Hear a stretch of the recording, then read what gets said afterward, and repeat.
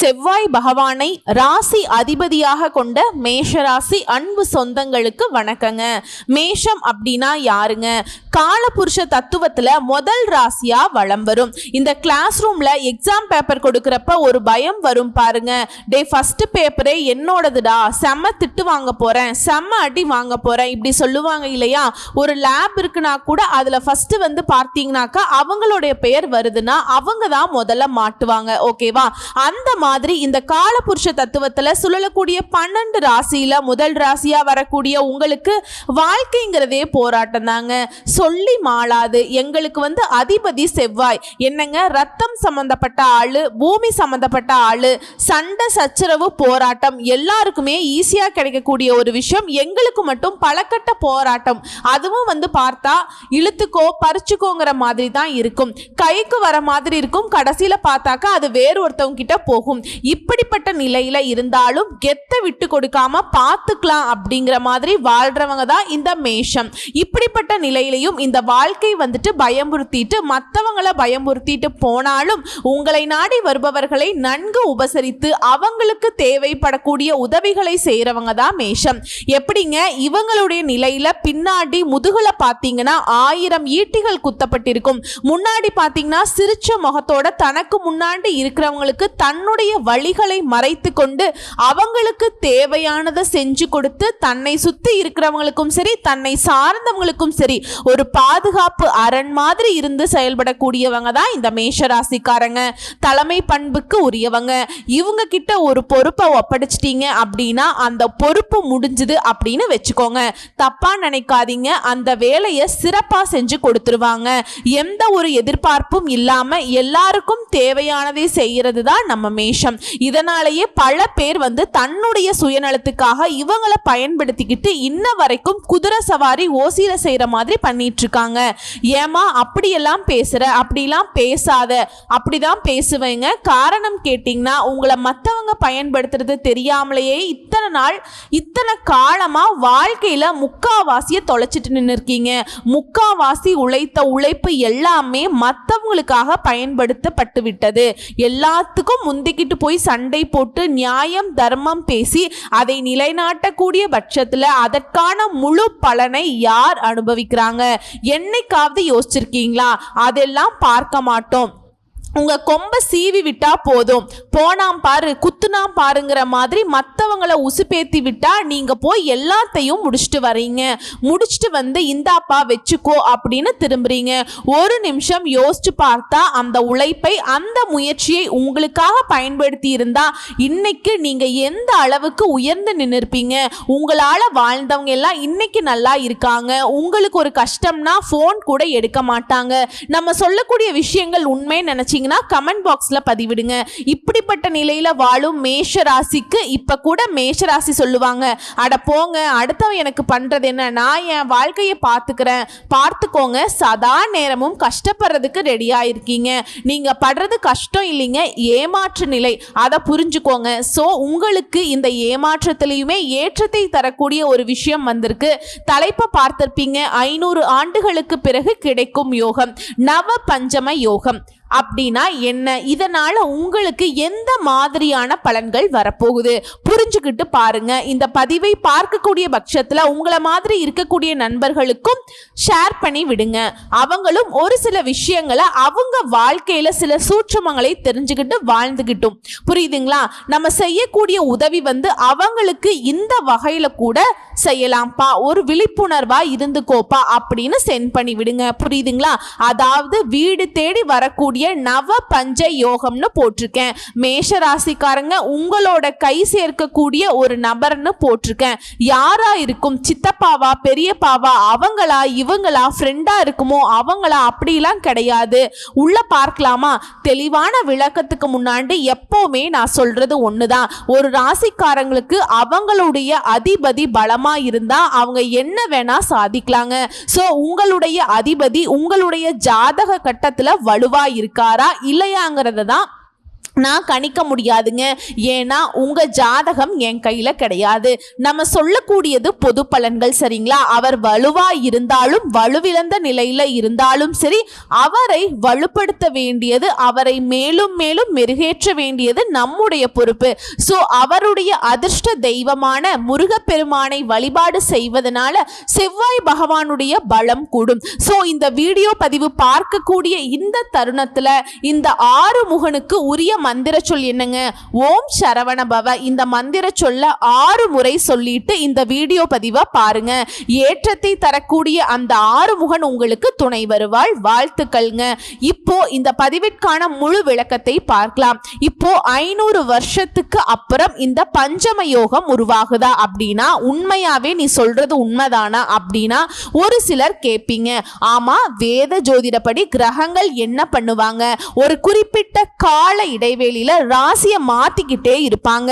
இதனால சுப யோகங்கள் உருவாகும், ராஜ யோகங்கள் உருவாகும். இது நம்ம எல்லாருடைய வாழ்க்கையிலுமே ஒரு மாற்றத்தை ஏற்படுத்தும். நல்லதும் நடக்கும், கெட்டதும் நடக்கும். சோ அந்த வகையில நிழல் கிரகமான ராகு பகவான் 2025ஆம் ஆண்டு மே மாதம் 18ஆம் தேதி மீன ராசியில இருந்து கும்ப ராசிக்கு பெயர்ச்சி ஆறாருங்க. இந்த கும்ப ராசியில ராகு பகவான் நுழைந்த பின்னாடி குரு பகவான் என்ன பண்றாருன்னா மிதுன ராசிக்குள்ள நுழையறார். இதனால ராகு மற்றும் குருவுடைய நிலைகளால நவ பஞ்ச ராஜயோகம் உருவாக போகுது.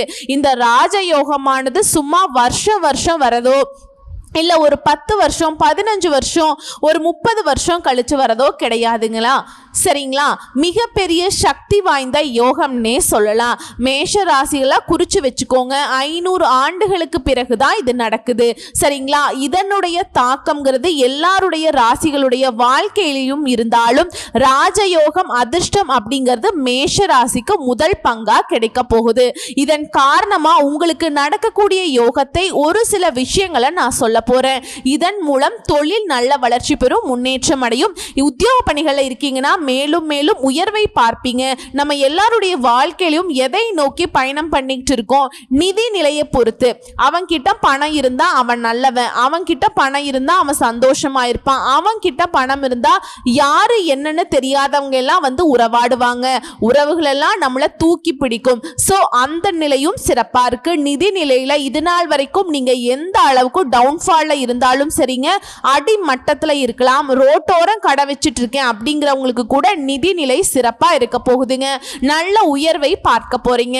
இதனால சாக்கடை ஓரம் இருந்தாலும் சரிங்க, நீங்க சாணக்கியத்தனமா கோட்டைக்கு போகக்கூடிய நேரம்னே சொல்லலாம். இந்த 500 ஆண்டுகளுக்கு பிறகு ராகு மற்றும் குரு பகவானால உருவாகக்கூடிய இந்த நவ பஞ்ச ராஜயோகத்தால அதிர்ஷ்டம் அப்படிங்கிறது மேஷ ராசிக்கு உண்டு.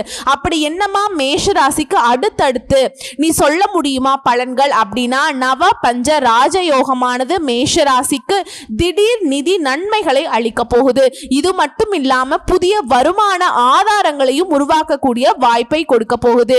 ஏன் நீ என்னப்பா எனக்கு வேலை கொடுக்கிறது, நீ என்ன எனக்கு சம்பளம் கொடுக்கிறது, உன்னால எனக்கு என்ன பணம் வருது, நானே பார்த்துக்கிறேன் அப்படிங்கிற மாதிரி உங்களுக்கான ராஜயோகத்தை, உங்களுக்கான தொழில, உங்களுக்கான வருமானத்தை நீங்களே உருவாக்கி கொள்ளக்கூடிய நேரம். வேலை பார்க்கிறோம், தனியார் துறையோ அரசாங்க துறையோ, ஆண்களோ பெண்களோ எந்த துறையா வேணாலும் இருக்கட்டுங்க, ஐடில இல்லைங்க, இல்ல ஒருத்தர் கீழே கை நீட்டி சம்பளம் வாங்குங்க, கூலி வேலை செய்யுங்க, ஒரு கடை கண்ணியில வேலை செய்யுங்க, யாருக்கோ ஒருத்தர் கீழே அடிபணிஞ்சு வேலை பார்க்குறோமா, உங்களுக்கு கட்டாயம் பதவி உயர்வு கிடைக்குங்க.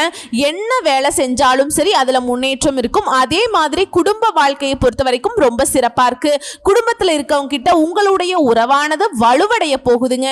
இத்தனை நாளா குடும்பம்னு ஒண்ணு இருக்கு, நானும் அவங்க கிட்ட சரியா பேசுறதுக்கான டைம் இல்ல, அவங்களுக்கும் என்கிட்ட பேசுறதுக்கான டைம் இல்ல, நான் எல்லாரையும் சேர்த்து பிடிச்சு பார்த்தாலும் யாரும் நான் சொல்றத செய்யறதும் கிடையாது, புரிஞ்சுக்கிறதுக்கு ரெடியாவும் இல்ல.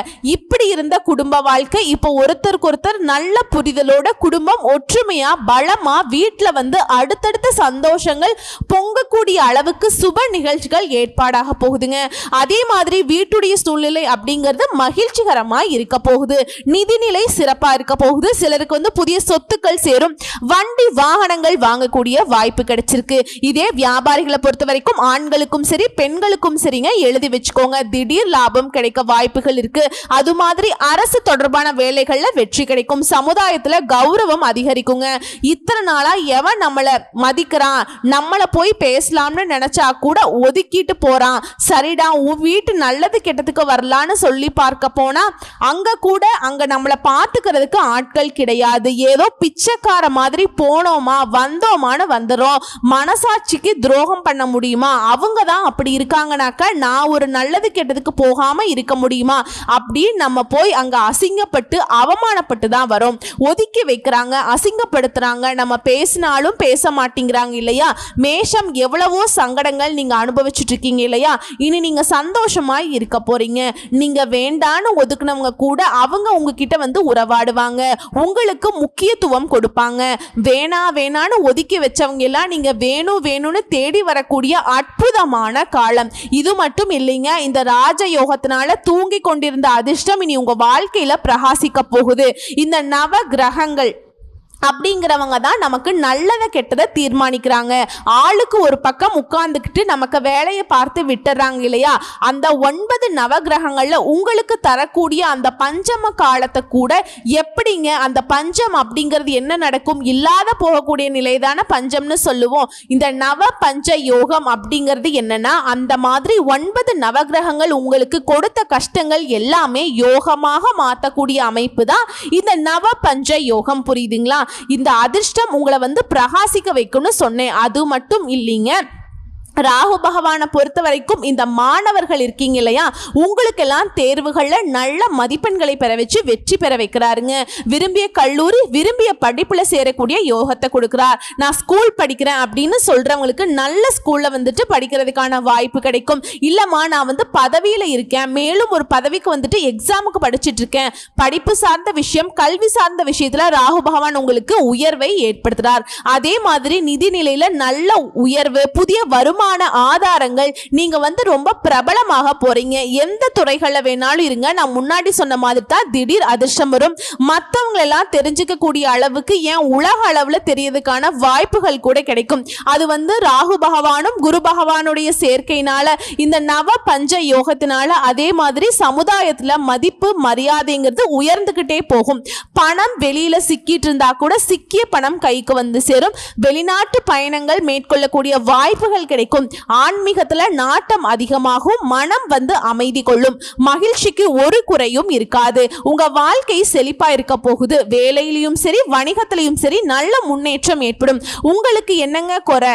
அம்மா நான் ஒரு கடையில வேலை பார்க்குறேன், பதவி உயர்வு கிடைக்குமா அப்படின்னு கேட்டீங்கன்னா கட்டாயம் பதவி உயர்வு கிடைக்குங்க, சம்பள உயர்வு கிடைக்கும். நான் தொழில் பண்ணிட்டு இருக்கேன், தொழில நல்ல வளர்ச்சி இருக்கும். எனக்கு திருமணத்துக்காக வரன் பார்த்துட்டு இருக்கேன், கண்டிப்பா வரன் கிடைக்குங்க. குழந்தை பாக்கியத்துக்காக ஏங்கிட்டு இருக்கேன், நிச்சயம் குழந்தை பாக்கியம் கிடைக்கும். இல்லம்மா நான் ரொம்ப நாளா வேலை தேடிட்டு இருக்கேன், வேலை கிடைக்குமா? கண்டிப்பா நல்ல வேலை கிடைக்குங்க, முயற்சி பண்ணுங்க. அதே மாதிரி நான் வந்து வெளிநாட்டுக்கு போகணும்னு ஆசைப்படுறேன், வெளிநாட்டுல படிக்க போகணும்னு ஆசைப்படுறேன், தொழில் பண்ணணும்னு ஆசைப்படுறேன், வெளிநாடு அப்படின்னாவே எனக்கு ரொம்ப பிடிக்குமா? முயற்சி பண்ணுங்க, நல்ல வாய்ப்பு அமையும். சாதகமான நேரம் இது. புரியுதுங்களா?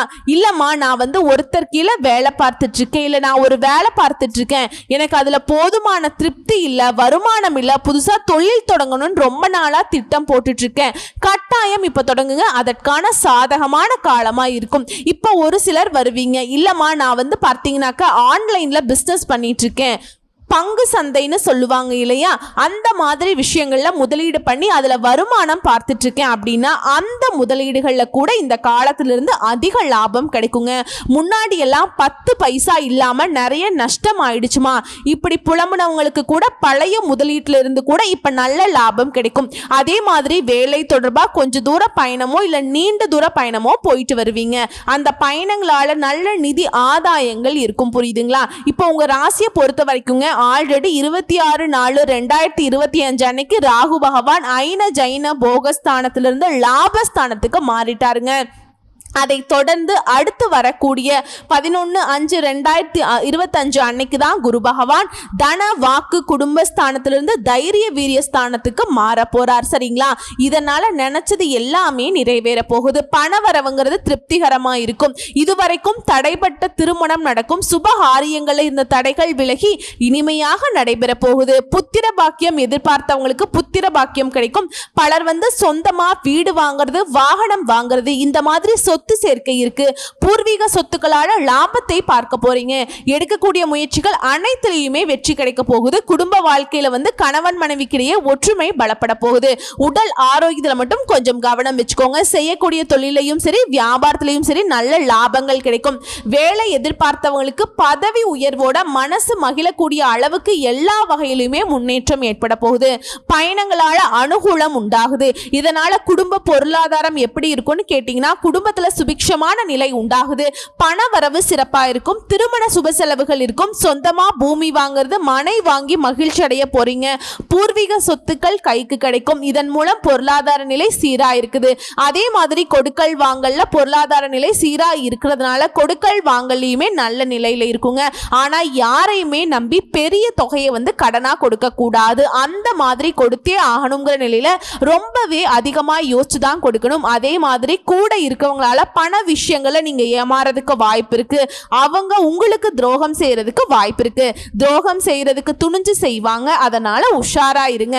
அதே மாதிரி உங்களுக்கு இருக்கக்கூடிய கோர்ட் கேஸ் வம்பு வழக்குகள் உங்களுக்கு சாதகமான முடிவு கிடைக்கும். இதை பேஸ் பண்ணி தொழில் வியாபாரம் எப்படி இருக்கும்? இந்த நவ பஞ்ச ராஜ யோகத்தினால தொழில் வியாபாரம் நல்ல லாபத்தை கொடுக்கும். நவீன கருவிகளை வாங்கி அரசு வழியில கடன் உதவிகள் கிடைக்கும். புதிய கூட்டாளிகளும் சேருவாங்க. வெளியூர் வெளிநாடு தொடர்புடைய வாய்ப்புகள் கிடைக்கும். தொழிலாளருடைய ஒத்துழைப்பு உங்களுக்கு மகிழ்ச்சியை கொடுக்கும். வங்கி கடன் இருக்கு இல்லையா, அது குறைய போகுதுங்க.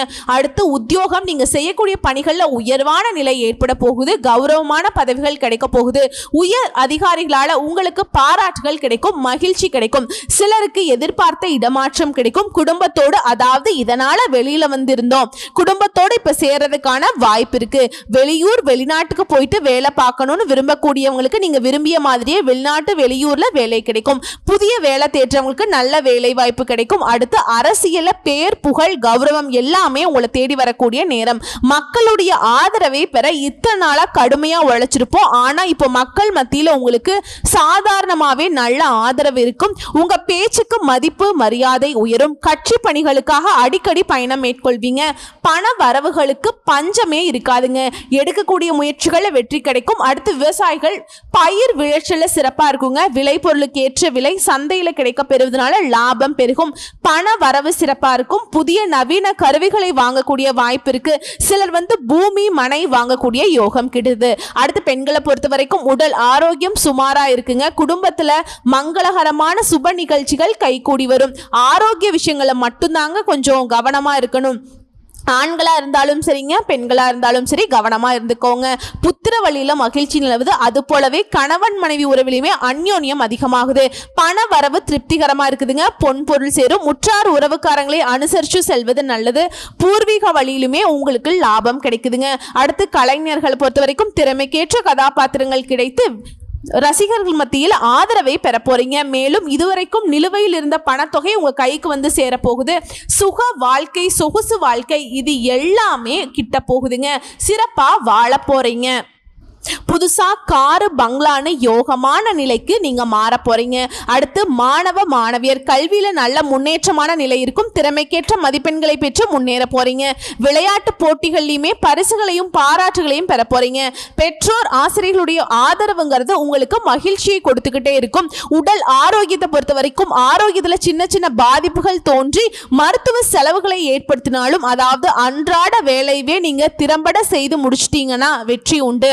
உங்களை போலவே குடும்பத்தில் இருக்கவங்கள சில நேரங்கள்ல மருத்துவ செலவுகளை ஏற்படுத்துவாங்க. அதே மாதிரி தேவையற்ற பயணங்களை தவிர்த்துக்கோங்க. சோ இப்ப வரைக்கும் பார்த்தது பொது பலன்கள்ல இருந்தே இந்த நவ பஞ்ச ராஜயோகம்ங்கிறது மேஷ ராசிக்கு நிறைய அதிர்ஷ்ட வாய்ப்புகளை மட்டுமே ஏற்படுத்தி இருக்கு. எல்லாமே கொரடா என் வாழ்க்கையில அப்படின்னு சொன்ன மேஷ ராசிக்காரங்க என்னடா குறை என் வாழ்க்கைக்கு அப்படின்னு சொல்லக்கூடிய அளவுக்கு மாற போறீங்க. சோ அதை தாண்டி நட்சத்திர பலன்களை தெளிவா பார்க்கலாங்க. அஸ்வினி பரணி பரணி கார்த்திகை நட்சத்திரம் 1ஆம் பாதம். அஸ்வினி நட்சத்திரத்தை சேர்ந்தவங்க நீங்க பயமின்றி எந்த காரியத்திலும் இறங்கலாம். துணிச்சலோட எதிலையுமே ஈடுபடுவீங்க. சாமர்த்தியமான பேச்சின் மூலம் எல்லா வகையிலுமே அனுகூலம் கிடைக்க பெறுவீங்க. ஆனா ஒரு விஷயத்தை மட்டும் இந்த நட்சத்திரம் செய்யக்கூடாதுங்க. வீண் வாக்குவாதங்களால பகை வளர்த்துக்க கூடாது. அப்படி வாய்ப்பு இருக்கிறதுனால வாக்குவாதம் பண்ணக்கூடாது. மற்றபடி தொழிலையும் சரி வியாபாரத்திலையும் சரி நல்ல வளர்ச்சி இருக்கும். அடுத்து பரணி நட்சத்திரம், கஸ்டமர் கிட்ட சாதுரியமாக பேச வேண்டியிருக்கும். உத்தியோகத்தில் இருக்கவங்களுக்கு துணிச்சல் அதிகமாகும். எதை பத்தியும் கவலைப்படாம வேலையில வேகம் காட்டுவீங்க. அதே சமயத்துல முக்கியமான முடிவு எடுக்கிறோம் அப்படின்னா அவசரப்படாமல் இருக்கிறது நல்லது. குடும்பத்தில் இருக்கவங்க கிட்டயுமே தன்மையாக பேசி பழகுவது நல்லது. அடுத்து கார்த்திகை நட்சத்திரம் 1ஆம் பாதம், கணவன் மனைவிக்கிடையே ஒற்றுமைக்கு ஒரு குறையும் இருக்காது. பிள்ளைகளுக்காக நீங்க செய்யக்கூடிய வேலையில நல்ல வளர்ச்சி இருக்கும். கலைத்துறையில இருக்கவங்க நன்மைகளை மட்டுமே பெறக்கூடிய காலகட்டம். பெண்களை பொறுத்த வரைக்கும் எந்த ஒரு காரியமா இருந்தாலும் சரிங்க, அவசரம் கட்டமா நிதானமாக செஞ்சீங்கன்னா வெற்றி நிச்சயம். வீண் வாக்குவாதத்தை தவிர்த்துக்கோங்க. சோ இப்ப வரைக்கும் பார்த்த பொது பலன்கள், நட்சத்திர பலன்கள் இருந்து மேஷராசி செய்ய வேண்டிய விஷயம் என்னன்னா, யாரையும் கூடாது. யார்கிட்டயும் உங்களுடைய பர்சனல் விஷயத்தை பகிர்ந்துக்க கூடாது. எல்லா விஷயத்திலுமே கவனமா இருக்கணும். யாரையும் நம்பி முக்கிய பொறுப்புகளை ஒப்படைக்க கூடாது. சோ இந்த நவபஞ்ச யோகம் தரக்கூடிய ராஜ யோகத்தை நம்ம கரெக்டா பயன்படுத்தி நிலை நிறுத்தணும்னா நீங்க செய்ய வேண்டிய பரிகாரம், முடிஞ்ச வரைக்கும் ஒவ்வொரு செவ்வாய்க்கிழமையும் முருகப்பெருமானை வழிபாடு செய்யணும். முருகா நீயே துணைன்னு. அதே மாதிரி வேல் வழிபாடு உங்களுக்கு அதிர்ஷ்டத்தை கொடுக்கும், வெற்றியை கொடுக்கும். புரியுதுங்களா? இந்த செவ்வாய்க்கிழமையில முருகப்பெருமானை நீங்க எப்படி வழிபாடு செய்யணும்னு தெரியுங்களா? செவ்வரளி பூவால மாலை கட்டி முருகப்பெருமானுக்கு அர்ப்பணிக்க, அவருக்கு ரொம்ப பிடிச்ச தேனும் தினைமாவும் நெய்வேத்தியமாக கொடுக்க, நிறைவான செல்வம், குறைவில்லாத சந்தோஷம், எல்லா வகைகளிலுமே வெற்றி, இப்படி சகல விதங்களிலுமே நன்மைகள் கிடைக்க பெறுவீங்க.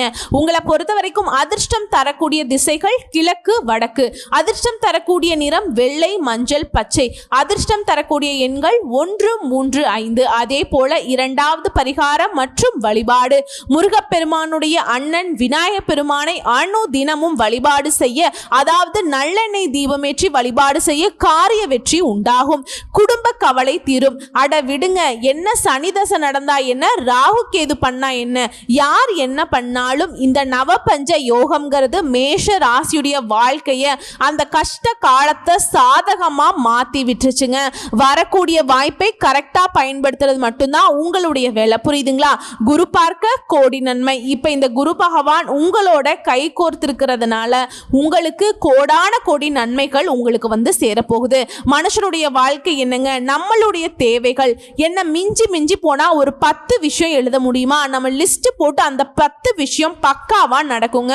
பயப்பட வேண்டாம். வாழ்த்துக்கள். நன்றி, வணக்கம்.